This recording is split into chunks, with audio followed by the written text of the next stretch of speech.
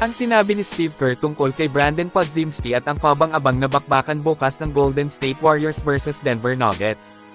Magkakaharap lang naman sina Nikola Jokic at Kristaps Porzingis. Yan ang ating mga pag-uusapan ngayon mga kaibigan. Ngunit bago yan ay paki-like po ng ating video, mag-subscribe at pindutin na rin ang notification bell para updated ka sa ating mga susunod pang videos na ipapalabas. So magkakaharap bukas ang Golden State Warriors at ang kupunan ng Denver Nuggets sa Chase Center. Ang aga ng laro nila madaling araw pa po sa atin dito sa Pinas na magsisimula eksaktong 4:30 ng umaga Philippine Time. Magandang laban po ito para kay Kristaps Porzingis, talagang masusubukan kung ano ang kayang gawin nito sa team ng Dubs.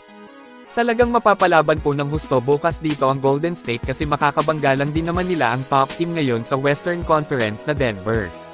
Hindi sila number 1 sa West pero consider as top team kasi pasok na pasok sila sa top 6, kaya talagang sila ay hindi basta-basta nakalaban.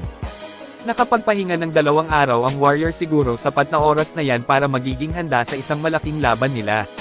Wala pa ring Stephen Curry sa GSW kaya dapat na mas doblehin po ng Warriors ang kayod sa opensa at pati sa depensa kasi kilalang malakas din sa opensa ang Denver, kaya kinakailangan na mas lalong higpitin nila ang kanilang depensa para makapalag sa mga dayo bukas.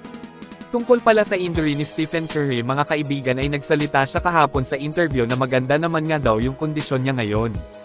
Magandang balita na ito para sa mga fans ng Warriors kahit papaano, pero yun nga syempre kailangan pa talaga ng saktong pahinga para hindi lumala ang injury.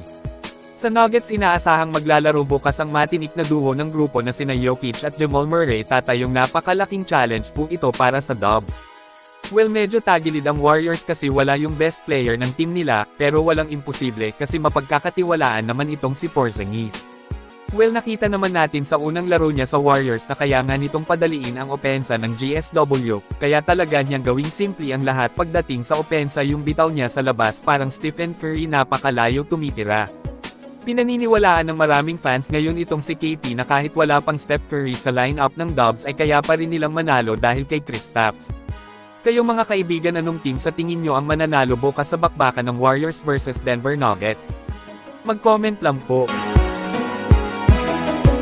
Samantala dito na tayo sa sinabi nitong si Steve Kerr sa kanyang latest interview tungkol kay Brandon Podziemski. Kung saan naitanong po ng isang reporter sa Warriors coach veteran na kumbaga ano ba nga daw ang masasabi ni Kerr tungkol sa mga nilalaro ni Podziemski sa mga nagdaang mga laban nila. Kung saan mahaba po ang naging sagot ni Kerr dito, ani niya alam daw niya na bumaba talaga yung laro ni Pods ngayon. Pero sabi niya ay kayang-kaya naman daw na ibalik ni BP ang dating magandang laro niya at naniniwala si Kerr ng husto na magbabalik ang matinik na Podziemski. Sinabi rin niya na ang All-Star break ang makakatulong kay BP at pati kina Post at Will Richard para mag-recharge. Si BP daw ay malaking parte sa team nila, ang isa nga rin sa problema nito, ani ni Steve Kerr, yung mataas na ambisyon niya kung saan alam naman natin na kumpiyansa si Brandon na siya yung papalit na magiging mukha ng Warriors franchise kapag ka mag-retiro na sina Steph at Draymond. Kung saan dapat nabawasan ang ganong kataas na ambisyon sa ngayon, dapat na mas ipakita niya sa lahat na hindi bumubuka ang kanyang bunganga na deserve niyang ipalit sa pwesto kay Steph kapag mag-retiro na ang greatest shooter. Kinausap naman na daw ni Steve Kerr tungkol sa pag-aambisyon ni Pod sa mga ganon, kasi malaking pressure yan para sa isang manlalarong hindi pa katagalan sa liga.